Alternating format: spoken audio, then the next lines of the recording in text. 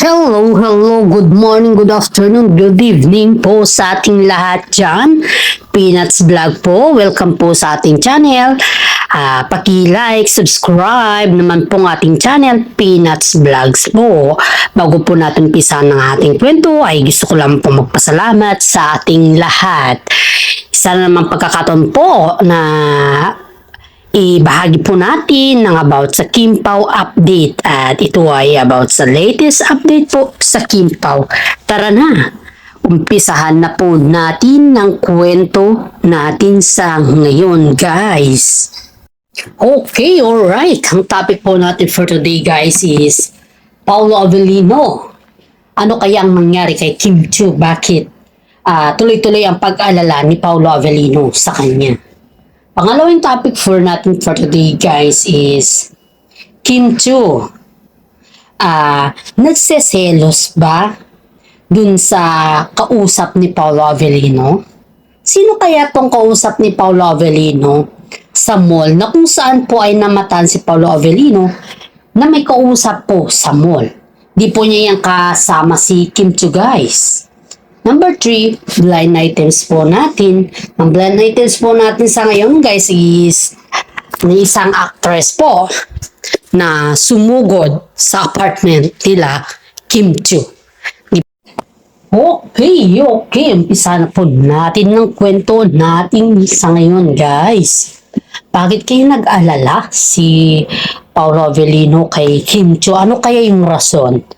Okay guys, ayon po dito sa ating mga legit na sources ay si Kim Chiu po guys ay may karamdaman sa ngayon at nakikita naman po natin sa mga showtime o sa mga eksena nila before the day na nagkaroon siya ng pakiramdam or karamdaman guys is kitang-kita naman natin sa kanyang wala na yung sigla sa kanyang mukha. Yun pala guys ay may sakit na pala si Kim Chiu that time. Yung sakit ba na parang trangkaso guys. Yan po yung ayon po sa ating legit na sources. At ito naman si Paolo Avellino guys is sobrang pressure kasi nga po isipin mo guys kapag magkasakit ka naman, iisipin mo talaga kung sino yung magbabantay sa'yo, sino yung magpapakain sa'yo. Hindi naman porke na may pera ka, or hindi naman porke na may mga kasama ka, iba pa rin kasi yung wala kang pakiramdam, iba din kasi yun. The point here is, nag-alala talaga si Paolo Avellino sa sitwasyon ni Kim Chiu dahil hindi daw niya kasi alam na ganun talaga yung pakiramdam ni Kim Chiu at isipin ninyo dito guys, isipin ninyo dito kung talagang selfish po si Paolo Avellino nung tumawag sa kanya yung isang staff dun sa show na parang pinapa-urgent si Kim Chiu si Paolo Avellino na sunduin dahil nga po masama yung kanyang pakiramdam. It means po ay agad nang nag-rescue po si Paolo Avellino kay Kim Chiu. Yun po yung kadahilanan kung bakit po tinawag ng mga netizens si Paolo Avellino na Superman ni Kim Chiu. Dahil isang tawag lang po daw kay Paolo Avellino ay nandyan na po yan. At hindi lang po yan guys. Dito din po natin makikita or masisilayan na yung totoong pagmamahal ba. Yung walang halong kaplastikan, walang halong gawa lang sa project, or walang halong ginagawa mo lang to dahil may sarili kang intensyon. Walang ganun guys, kung tutuusin natin. Ito ay taus-puso po si Paolo Avellino na ginagampanan bilang role niya or bilang responsible niya bilang isang magiging asawa soon. Napaka-sweet, ano guys? Napaka-sweet na isipin or i-analyze po natin yung mga sequel nilang dalawa sa ngayon ay they are going to be husband and wife to be. Kung boyfriend, girlfriends lang po sila guys, hindi naman po, para sa akin itong sarili kong opinion to, para sa akin. Kung girlfriends, boyfriends lang po sila guys, hindi po magagawa ni Paolo Avellino na pupunta on the rescue kay Kim Chiu dahil ang layo naman ni Paolo kay Kim Chiu eh. Diyan mo po makikita na to the rescue po si Paolo Avellino, di ba? Yan po yung tunay na pagmamahal. Kaya marami po ditong netizen guys na kitang-kita daw yung pag-alala ni Paolo Avellino. Dahil sa show pa lang daw guys, balik tayo dito sa show guys. Sa show pa lang guys is parang kita na daw naman kasama ni Kim Chiu sa show na iba na yung pakiramdam ni Kim. Parang kumbaga is, parang yung katawan niya is hinahanap yung pahinga.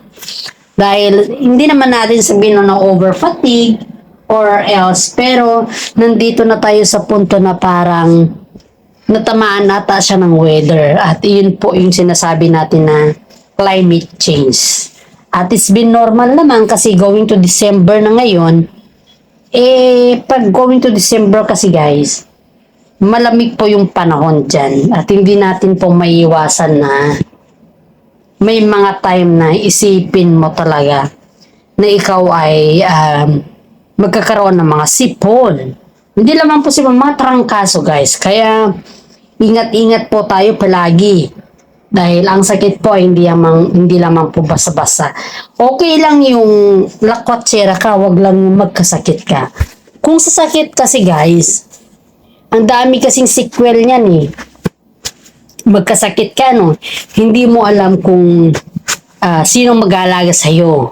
Sinong kukup-kup sa'yo habang ikaw nagkakasakit. Ganun kasi yun guys. Kaya we cannot trust or we cannot defend or we cannot care ourselves if tayo lang po or kung iba lang po yung mga may sakit. Diba? Always we need help guys kung ganun po yung sitwasyon.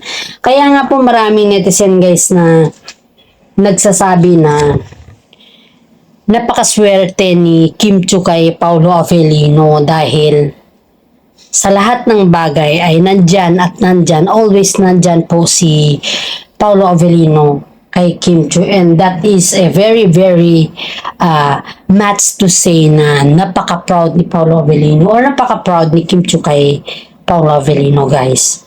Isipin mo to guys isipin mo to ayon dito sa ating legit na sources, si Kim Chiu daw guys is hindi daw siya kampante pag hindi daw niya nakakumusta or yung nakakamusta or nakikita daw si Paolo Avellino ng isang araw. It means po yan guys is nandun na yung chemistry, hindi lamang po chemistry, kundi nandun na yung tinatawag natin na connection, yung body language pa. Yun na yung papasok yung body language sila. Kasi aside from hindi na daw kaya ni Kim Chiu na hindi na makita si Paolo Avellino, is parang na-adapt nila dun sa sarili nila na hindi nila kayang makita or hindi nila kayang hindi makita ang isa't isa sa isang araw. Siyempre, bilang ikaw na partner guys, proud ako dun sa narinig ko. Ibig sabihin nun, kakaiba na to. Hindi lamang husband and wife to be talaga, kundi yun na talaga yung trato nila. May level up na tinatawag dito eh. Kaya, kung ganun po yung kanilang yung sequel or yung sitwasyon ba or yung kaganapan, ayon dito sa ating legit na sources guys is, kung ganun na daw yung kanilang kaganapan, it means malapit na daw po yung kasal nila. It means they are showing yung love daw sa isa't isa. Yun yung sabi ng legit na sources natin guys. Pero para sa akin guys is aware naman ako dyan sa love nila Paolo Avellino at saka si Kim Chiu. Ang the best thing kasi sa kanila guys is tamado kasi si Kim Chiu pag may mga nambabas sa kanya. Yun pa pala yung isa kung bakit parang umiba pag may, di ba noon guys, pansin natin ito, di ba noon ang daming nambas sa Kim Pao pero in-ignore lang nila. Pero sa ngayon kasi guys is parang kasali na kasi yung mga kasama nilang artista guys. Yung kasama kasi nilang artista, yun din yung nambabas sa kanila. parang umiba yung ihip ng hangin. Kumbaga, sa reality talk tayo guys. Kunin natin sa reality talk ba. Yung ihip ng hangin is kakaiba. Sobrang kakaiba. Dahil po si Kim Chiu noon guys is hindi niya, ini-ignore niya lang yung mga buzzers. Pero sa ngayon guys is parang tinik na daw yung mga buzzers sa kanya kasi kaliwat kanan na po yung nambabas sa kanila ni Paolo Avellino. At ito pa guys ito pa, binabas po sila sa mga way na hindi mo naman maintindihan kung anong rason. Diba? Hindi mo din alam kung bakit sila binabas. Ayon dito sa ating legit na sources ay ang sinasabi daw nila is ayaw daw nila na magkaroon na naman ng bagong movie ang Kim Pao. Ano naman problema nila doon pag magkaroon ng bagong movie ang Kim Pao, di ba? Sila naman yung gaganap eh. Kung ayaw mo kasing panoorin yung movie nila at kung ayaw mo dun sa mga artista na gumanap, huwag mong panoorin. Ganun lang kasimple, di ba? Ganun lang talaga kasimple. Kaya sa mga epal na basos dyan ay huwag naman kayong dumagdag sa sakit ng ulo ni Kim Chiu. Kaya nga sumasakit si Kim Chiu at tuloy na pag-analyze. Kasi isa rin kayo sa dumadagdag na ganyan ng ugali. Medyo dahan-dahan tayo dito guys. Kasi hindi natin nakalain na ganyan pala ugali ng mga ito. Okay, you're right. Bago po tayo dadako na naman sa ibang topic guys is pangalawang topic natin for today is Kim Chiu nagsaselos sa katawag ni Paolo Avellino sa mall. Okay guys. Ito Konfirmado to talaga guys. Caught with action daw. Ayon dito sa ating legit sources. Kasi si Paolo Avellino guys is pumunta siya sa mall. Baka siguro may binili siya doon. Hindi natin alam. Basta may binili siguro siya doon sa mall. Pagpunta daw niya sa mall, may biglang may tumawag at may kasama po si Paolo Avellino dyan guys Yung kasama po ni Paolo Avellino is yung friend ni Kim Chiu. Dahil si Pao kasi guys, hindi kasi po yan lumalabas ayon dito sa ating legit na sources Hindi po yan lumalabas kapag wala daw siyang kasama. Dahil nga po, pag siya lang daw kasi yung lumalabas, natatrap daw yan sa mga maraming tao. Parang takot daw si Paulo sa mga maraming tao. Yan po yung ayon sa ating legit sources guys. Kaya ang sinasabi kay Paulo, pag yan daw po ay natrap sa maraming tao, hindi mo na daw yan, kumbaga, ang hirap na daw niyang kunin. Kumbaga is, diba, na gaya nito, ang daming napapapicture, ganon. Pag nandyan daw si Paolo Avellino, parang hindi ka daw makapaniwala na makapag-exit siya. Ganon kasimple. Mas maganda daw kapag may kasama siya, kasi yung kasama ni Paolo Avellino, kapag natrap daw sila sa mga fans, at least yun, nakaka-escape daw po sila. Parang ganun yung trend. Kaya nga po guys, tiwalang-tiwala daw naman si Kim Chiu sa kanya sa mall. Kasi may pinabili siguro guys. Nagsabi daw yung kasama ni Paulo na, sino kausap mo? Hindi naman po daw yung si Kim Chiu guys Hindi naman daw po si Kim Chiu yung kausap ni Paolo Avellino. Kaya ito ang sabi sa atin guys. Si Paolo Avellino guys ay tulala pag si Kim Chiu daw yung nagtatanong sa kanya ng ganon. Sabi daw sa kanya, may mga kausap ka, di ba? May mga kausap ka, ba't di mo sinasabi? Yun daw yung sinasabi niya mismo kay Paolo Avellino guys. Pero itong si Paolo Avellino, aminin niya man or hindi, takot daw siya kay Kim Chiu at kahit anong klase daw or sino daw yung mga babae na tumatawag sa kanya, ay sinasabi daw niya yung pangalan. Lalo't one time daw guys, tumawag daw pala yung pinsan ni Paolo Avellino sa kanya. And it sense po na yung tumawag kay Paolo Avellino is yung mismong pinsan niya guys nandyan daw si Kim Chiu. Ilang minuto lang daw, hindi pa daw bumaba yung tawag. Nagtanong daw kagad si Kim Chiu kung sino yung kausap ni Paolo Avellino. Aba, masyadong stricta. Ganun ba talaga magselos si Kim? Pero guys, ayon dito sa ating legit na sources, ang katawag pala ni Paolo Avellino that time is hindi po si Kim Chiu. Isang actress pala yung guys na parang kumbaga is tinatanong si Paolo Avellino kung anong lakad niya by the next day. Kung gusto daw niyang sumama sa lakad nila. Yan daw yung ayon dito sa ating legit na sources. Yung actress na yan guys is matagal na yan na nangungulit kay Paolo Avellino dahil nga po ang daming nauudlot sa kanya. Ayan, gusto niya siguro pati si Paolo Avellino maudlot. Kaya maraming natutuwa sa actress na yan hanggang ngayon. Ang daming udlot term sa kanya. Hindi nga daw yan, ayon dito sa ating legit na sources hindi nga daw yan pinapansin ni Paolo pero dahil panay ng tawag daw niya nakulitan nata si Paolo sa kanya. Kaya yun, sinugot daw yung tawag niya guys. Pero in fairness guys yung actress niya kahit daw baliktarin mo pa yung mundo or baliktarin mo pa daw yung tawag dito na kahit daw pagsabihan mo yan na wag na siyang tumawag dahil busy ka, ay talagang kukulitin ka daw niya.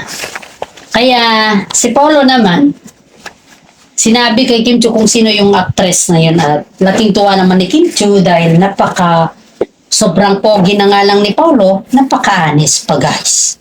Kaya bihira lang po yung ganyan guys, yung napaka-anis mo, bihira lang po yan. Alam naman natin kung gaano kahirap yan. Alam naman din natin kung gaano kabihira yung ganyan na bagay.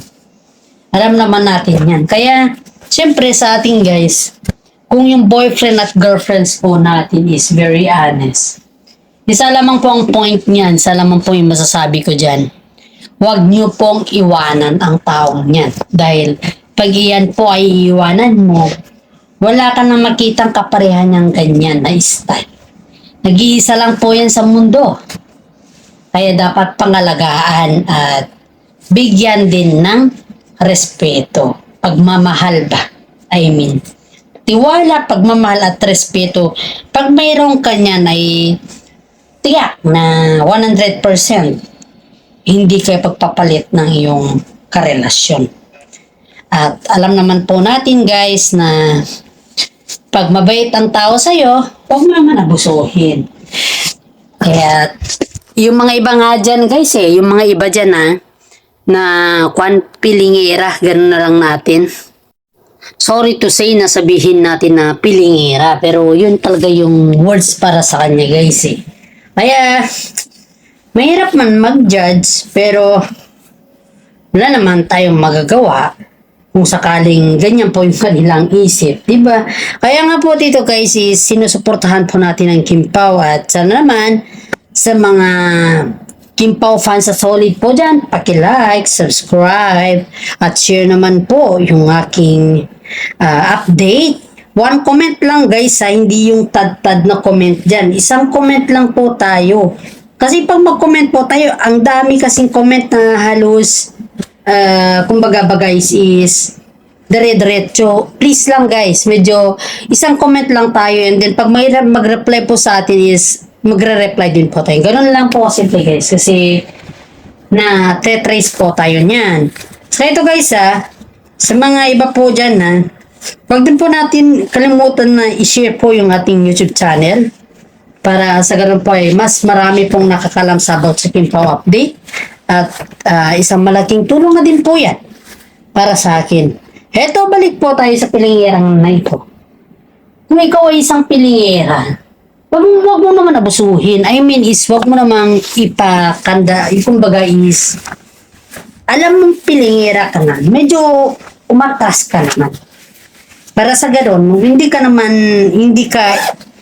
mahiya or hindi ka yung hindi mo dapat ipahiya yung mga ibang kasama mo. Para sa gano'n ay parang patas lang ba? Yun yung point natin dito guys. Hindi yung gumawa tayo ng kwento na kung saan po ay hindi tayo patas. Parang pangit naman kasi yun. At hanggang dito na lang po ang ating content. Maraming salamat po at God bless po sa ating lahat.